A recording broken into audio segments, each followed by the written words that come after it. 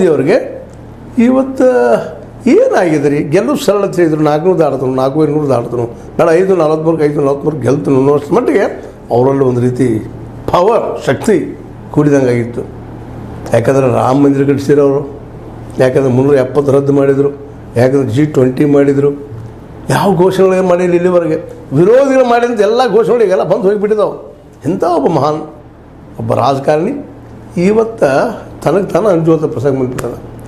ಇವತ್ತು ಯಾರು ವಿರುದ್ಧ ಮಾತಾಡ್ಬೇಕು ರೀ ಈ ಮೋದಿಯವರು? ಯಾರು ವಿರುದ್ಧ ಇವ್ರು ಯಾರನ್ನ ತೊಗೊಳ್ಬೇಕು? ರಾಹುಲ್ ಗಾಂಧಿ ಅವ್ರನ್ನ ತೊಗೊಂಡ್ರೆ ಸಣ್ಣ ವ್ಯಕ್ತಿ, ಅವ್ರ ಬಗ್ಗೆ ಮಾತಾಡಿದ್ರೆ ಜನ ಹೋಗ್ಬಿಟ್ರೆ ಅದೇನು ಶಹಜಾದ್ ಅಂತ ಕರ್ಕೊಂಡ್ರು. ಅವ್ರು ಅದಾರ ಶಹಜಾದ್ ಇವತ್ತು ರಾಜ್ಕುಮಾರ್ ಅದಾರ ಇಲ್ಲ, ಪಾಪ ಬಿಕಾರಿ ಆಗಿಬಿಟ್ಟಿದ್ದಾರೆ. ರೋಡ್ ಮೇಲೆ ಅಡ್ಡಾಡ್ತಾ ಇದ್ದಾರೆ, ಊರು ಅಡ್ಡಾಡ್ತಾ ಇದ್ದಾರೆ, ದೇಶ ಅಡ್ಡಾಡ್ತಾ ಇದ್ದಾರೆ, ಜೋಡೋ ಯಾತ್ರೆ ಮಾಡ್ತಾಯಿದ್ದಾರೆ, ನ್ಯಾಯ ಯಾತ್ರೆ ಮಾಡ್ತಾಯಿದ್ದಾರೆ. ಪಾಪ ಒಬ್ಬ ಸಾಮಾನ್ಯ ವ್ಯಕ್ತಿ ಆಗಿಬಿಟ್ಟಿದ್ದಾರೆ. ಮತ್ತು ಅವ್ರು ಶಹಜಾದ್ ಅಂದ್ರೆ ನೀವು ಶಹಜಾದಂಗೆ ಆಗ್ತದದು. ಅಷ್ಟು ಸೂಕ್ಷ್ಮ ಆಗಿಬಿಟ್ಟದು. ಇವತ್ತು ನಾ ಯಾಕೆ ಮಾತಾಡ್ತಿದ್ದೀನಿ ಅಂದರೆ, ಮೋದಿಯವ್ರಿಗೆ ಮೋದಿನ ಸಮ, ಮತ್ತು ಮೋದಿಯವ್ರಿಗೆ ವೈರಿ ಯಾರಿದ್ದಾರೆ ಮೋದಿನ. ಯಾಕಪ್ಪ ಅಂತಂದ್ರೆ ಅವ್ರು ತಮ್ಮ ವೈರಿಗಳನ್ನ ಯಾರನ್ನೂ ಉಳಿಸ್ಕೊಂಡಿಲ್ಲ, ಎಲ್ಲರನ್ನೂ ಸಫಾ ಮಾಡಿದ್ದಾರೆ. ಇನ್ನು ವಿರೋಧ ಪಕ್ಷಕ್ಕೆ ಸಫಾ ಮಾಡೋಕ್ಕೆ ಹೊರಟಿದ್ರು, ಅದರ ಪ್ರಾದೇಶಿಕ ಪಕ್ಷಗಳು ಅಲ್ಲೇ ಜೀವಂತ ಉಳ್ಕೊಂಡು ತಮ್ಮ ಶಕ್ತಿಯನ್ನು ಉಳಿಸ್ಕೊಂಡಿದ್ದಾವೆ ಮತ್ತು ನಿಧಾನಕ್ಕೆ ಒಂದಾಗ್ತಾ ಇದ್ದಾವೆ. ಅನಿವಾರ್ಯತೆಯಾಗಿ ಎಲ್ಲ ಒಂದಾಗ್ತಾ ಇದ್ದಾರೆ. ಇವತ್ತು ರಾಹುಲ್ರಾಗಿರ್ಬೋದು, ಅದರ ಜೊತೆಗೆ ನಮ್ಮ ತೇಜಸ್ವಿ ಯಾದವ್ ಆಗಿರ್ಬೋದು, ಜೊತೆಗೆ ಅಖಿಲೇಶ್ ಯಾದವ್ ಆಗಿರ್ಬೋದು, ನಮ್ಮ ಉದ್ಧವ್ ಠಾಕ್ರೆ ಅವರಾಗಿರ್ಬೋದು, ಇವರೆಲ್ಲ ಯಂಗ್ ಜನ್ರೇಷನ್, ಯಂಗ್ ರಾಜಕಾರಣಿಗಳು. ಇವರು ಇವತ್ತು ಅನಿವಾರ್ಯವಾಗಿ ಒಂದಾಗಿದ್ದಾರೆ. ಇವರಲ್ಲಿ ಯಾರ ವಿರುದ್ಧ ಮಾತಾಡಬೇಕು ಮೋದಿಯವರು? ರಾಹುಲ್ರ ಏನು ಮಾತಾಡಿದರು? ಹಿಂದಿನ ಸೋನಿಯಾ ಗಾಂಧಿ ಅವ್ರ ಕಾಲದ್ದು, ಮನಮೋಹನ್ ಸಿಂಗ್ ಕಾಲದಲ್ಲಿ ಟೀಕೆ ಮಾಡಬೇಕು. ಯಾಕಪ್ಪ ಅಂತಂದ್ರೆ ಆ ಪ್ರಮಾಣದಲ್ಲಿ ಸಣ್ಣವರವರು.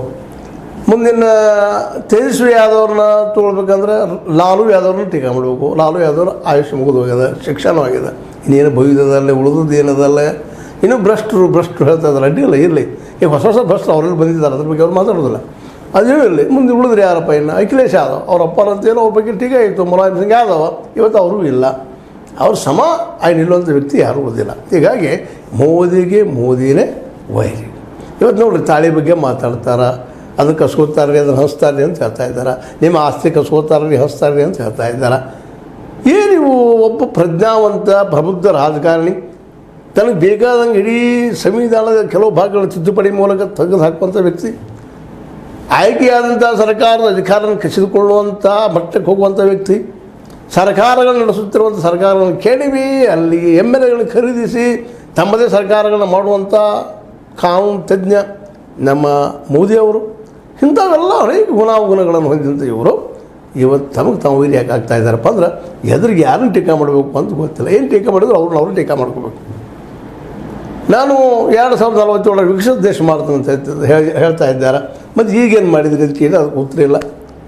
ನಾವು ಉದ್ಯೋಗ ಸೃಷ್ಟಿ ಮಾಡ್ತಂತ ಇವತ್ತು ಹೇಳ್ತಾ ಇದ್ದಾರೆ 2047 ತನಕ. ಈ 10 ವರ್ಷ ನೀವೇನು ಮಾಡಿದ್ರಿ ಅಂತ ಹೇಳ್ತಾ ಇಲ್ಲ. ನಾನು ಭ್ರಷ್ಟಾಚಾರ ಓಡಿಸ್ತೀನಿ ಅಂತ ಹೇಳಿದರು, ಹೇಳ್ತಾ ಇದ್ದಾರೆ. ಮತ್ತು ನಿಮ್ಮಲ್ಲೆಲ್ಲ ಭ್ರಷ್ಟಾಚಾರಗಳು ಬಂದಾರ ಅನ್ನೋದು ಅದಕ್ಕೆ ಉತ್ತರ ಇಲ್ಲ. ಯಾವ ತುಳಿದಿತ್ತು ರೀ? ನಾನು ಈ ದೇಶವನ್ನು ಶ್ರೀಮಂತ ಮಾಡಿದ್ರು ಅಂತ ಹೇಳ್ತು, ದೇಶವನ್ನು ಮಾಡ್ತೀನಿ ಅಂತ ಹೇಳಿದರು. ಯಾರನ್ನಂತ ಹೇಳಿಲ್ಲ. ಇವತ್ತು 90% ಜನ ಇವತ್ತು ಕಾರ್ಮಿಕರು ಎಲ್ಲರೂ ಹೆಚ್ಚು ಕಡಿಮೆ ಅತಂತ್ರರಾಗಿಬಿಟ್ಟಿದ್ದಾರೆ, ಕಾಂಟ್ರಾಕ್ಟ್ ಲೇಬರ್ ಆಗಿಬಿಟ್ಟಿದ್ದಾರೆ. ಯಾವಾಗ ತೆಗಿತಾರೆ, ಯಾವಾಗ ಹಿಡ್ಕೋತಾರೆ. ಅಸಂಘಟಿತ ಕಾರ್ಮಿಕರು ದೇಶ ತುಂಬ ಹೆಚ್ಚಿದ್ದಾರೆ, ಅವರ 90% ಅದಾರ. ಮತ್ತು ಟ್ಯಾಕ್ಸ್ ಹೆಚ್ಚಿಗೆ ಅವರೇ ಕೊಡೋರು ರೀ. ಮತ್ತು ಅವ್ರಿಗೆ ಉದ್ಯೋಗ ಸೃಷ್ಟಿ ಮಾಡಲಿಲ್ಲ ಇವರು. ಎಲ್ರಿಗೂ ಉದ್ಯೋಗ ಸೃಷ್ಟಿ ಮಾಡ್ತಂತ ಹೇಳಿದ್ರು, ಇನ್ನು ಮುಂದೆ ಮಾಡ್ತಂತ ಹೇಳ್ತಾ ಇದ್ದಾರೆ. ಗ್ಯಾರಂಟಿ ಏನ? ಸೈನಿಕರಿಗೆ ಏನೆಲ್ಲ ಮಾಡಿದ್ರಪ್ಪ ಅಂತ ಹೇಳಿದರು. ಕೊನೆಗೆ ಎಲ್ಲಿ ತಂದಿರಿ ಸರ್ ಸೈನಿಕರನ್ನ?